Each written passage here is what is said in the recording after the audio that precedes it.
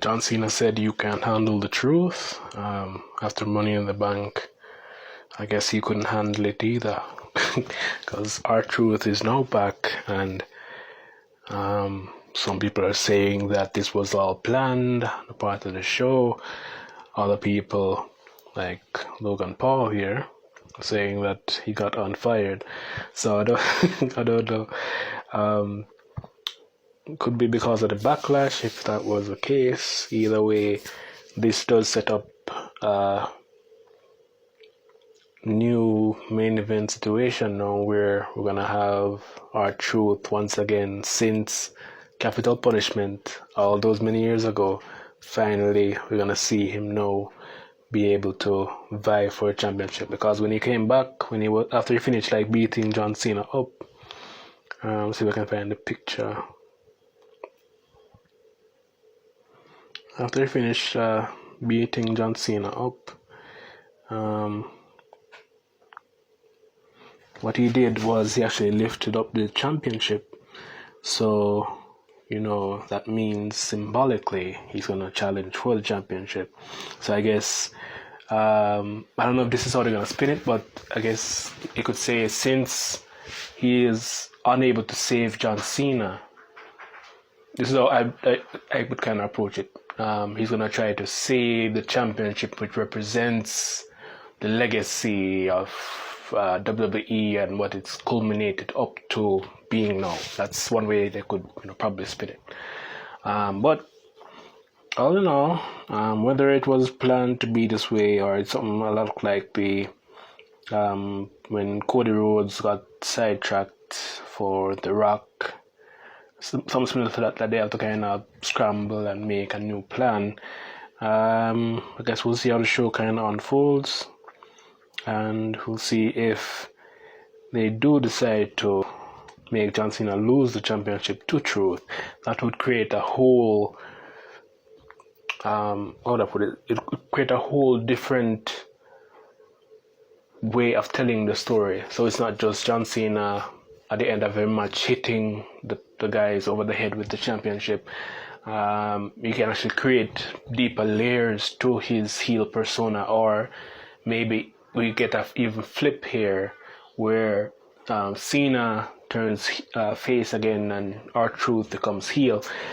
Whichever way they decide to spin it, hopefully it does work out well. Cena's heel run hasn't been the most well received for a couple of reasons. I want to make a video on that specifically, but from what I can say, what they were trying to do, or what I imagine that they were trying to do, it's pretty much the jaded hero that's seen in a lot of shows like superhero movies and stuff, where the hero solely sees that everything that he has fought for up to this moment is just how do I put it? It's just vain, pretty much. All the accolades and everything that they've received over the time of them being, the person who everybody looks to is just vain. It means nothing, and him wanting to take the last vestige, that championship, home with him means that he's trying to preserve it for himself, because it is pretty much the last thing left from the ideal of when he was the top guy, when he was Super Cena. So there are many ways that they could creatively spin this, and I guess we'll see how it goes. We know that R-Truth is one of the best when it comes to being able to bring life moments, or how should I put this? He's the best when it comes to taking the most life, or making the most out of any moment that he's given.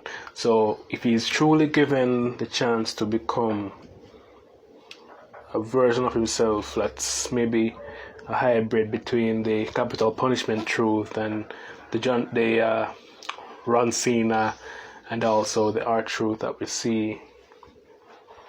we saw last night beating up John Cena, And maybe a little bit of comedy mixed in too, because that's what the fans are here for.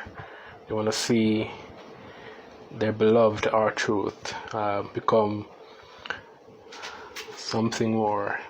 So I guess we'll see what happens from here, and if it all works out well, cool. Hopefully this breathes new life into John Cena's persona going forward also.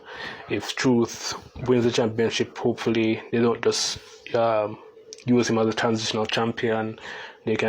He, as everybody knows, he's very talented, so he's able to bring a level of storytelling to any situation that he's in. So if he is able to truly cut loose and act as not just a comedy wrestler, but a wrestler who is technical, he's able to cut loose and be that guy, then it should be interesting to watch. And so we'll see how it goes, how they will tell the story going forward. I'm not sure if it's going to be on Monday Night Raw tomorrow, or it's going to be on Friday Night SmackDown, or they're going to do something maybe similar to what they did with Rock, where they're going to use like social media and kind of bridge the gap and keep people engaged in the meantime. But either way, we'll see if R-Truth will be the new champion. Hell, I wouldn't even mind it being a John Cena versus Little Jimmy match, because of the You Can't See Me and the invisible Little Jimmy thing. But otherwise too, right? I wanted to also say, give me a second here. I had kind of... Alright, so because I thought that they had really just like let him go, like totally, and I acknowledge the amount of benefit that he has given to the industry over time. I actually did something before I launched this book, the Pin Me, Pay Me Jobber Story. So in this story, right, the Pin Me, Pay Me Jobber Story, I did actually end up making the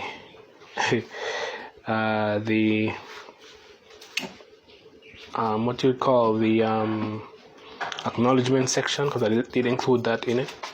I actually ended up putting in Carlito and R-Truth's overall value, not just to wrestling as a product, but to the fans, to WWE. I actually put all that into the story also here in the acknowledgement section. So this is how I kind of wrote it out. So a special acknowledgement goes out to R-Truth, one R-Truth Killings, whose recent release from WWE reminded the world how powerful, hilarious, and heartfelt a performer can be. A comedic genius, a locker room treasure, and an artist who has never been given, who has never needed a belt to prove his value.